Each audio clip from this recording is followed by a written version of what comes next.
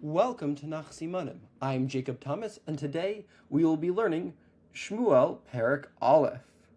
Congratulations on finishing Shoftim, and I'm excited to start a new Sefer of Nach. In this perek, we are introduced to Elkanah, a man from Ephraim who travels to the Mishkan in Shiloh to offer korbanot, sacrifices. He has two wives, Penina, who has children, and Hannah, who doesn't. Penina constantly taunts Hannah for her inability to have children, leading to deep sorrow within Hannah, to the point of her crying out and refusing to eat, even though Elkanah gives her extra portions of food to show his love. During one trip to Shiloh, Hannah goes to the Mishkan and prays with deep sorrow to God, with all of her emotions, and she makes a vow, a neder. If Hashem grants her a son, she will dedicate him to Hashem for his entire life, and he will be a Nazir, following all the laws of no razor will touch his head and cut it.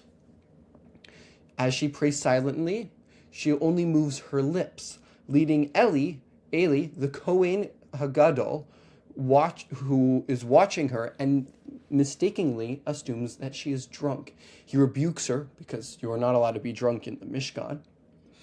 But after realizing his mistake, when she tells him how she's just so sad inside, Eli blesses her that Hashem should grant her request.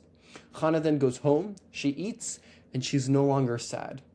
Hashem remembers her and she then gives birth to a son, naming him Shmuel, meaning I asked Hashem for him.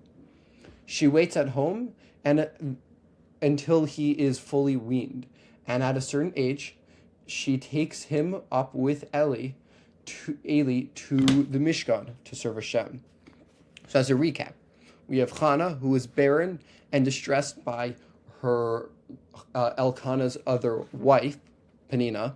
We have Hannah praying at Shiloh and vowing to dedicate the son that she's praying for to Hashem. And Eli Cohen blessing her in prayer that then leads Hannah to give birth to Shmuel and dedicate him to serve at Shiloh. We are in perek aleph, so just like Zichru, we use an olive tree. Aleph, olive tree. The human-shaped olive tree prays for a son. Now, in slow motion, we have a olive tree, which reminds us of perek aleph, olive tree. It's our siman. And it is human-shaped as a representation of Hannah, and it is praying for a son, which reminds us of Hannah's deep sorrow that leads her to pray for a son, which leads to Shmuel being held in an olive-shaped basket. Now, one more time with the siman. The human-shaped olive tree prays for a son. We will now do our 4 perek back chazar and chazar, review the some prakim in Shoftim. So perek yudchet, we use a chuppah, because as the Mishnah in Perkei Avos says, ben shmona asrei lechuppah.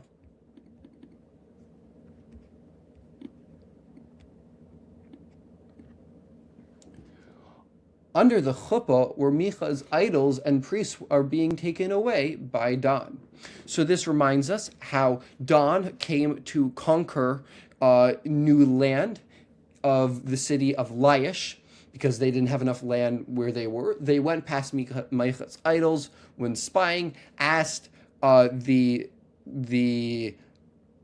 prophet there if they'll succeed. Then when they come back, they steal him and all of his idols, creating a house of Avodah Zarah. Perek Yud Tet, we use a yacht. The concubine's scrolls sent on the yacht sparks war among the tribes. So this reminds us how there was a man a Levi, who was staying in Giva after bringing his wife back from her father's house, and the town abused her, leading to her death, and he spreads messages throughout the entire land to tell everyone of the horrible act that the people of Giva did, sparking a civil war. Perek Chaf, we use a cafe. So the cafe owner of the 11 tribes coffee shop kicks out the man from the tribe of Yehuda. So this reminds us of the civil war that happened between the 11 Shvatim and the tribe of Yehuda, which leads to the near extinction of Binyamin. Perek Chaf aleph, we use a kar, because Bostonians pronounce kar as ka.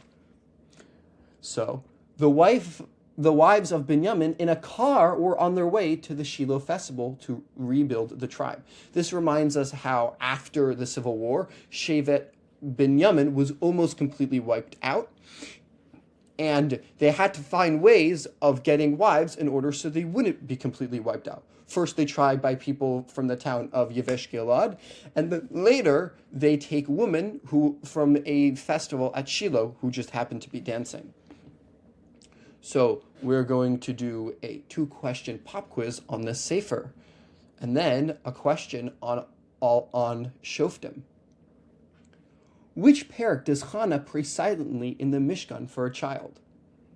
Perek aleph. Well, we only have one perek currently, but it's good. It's good review. So now Shoftim. Which perek do we have Gidon and his starving soldiers being denied bread? Perek chet. That is it for today. May we be zocha to finish all of Nach, one perek at a time.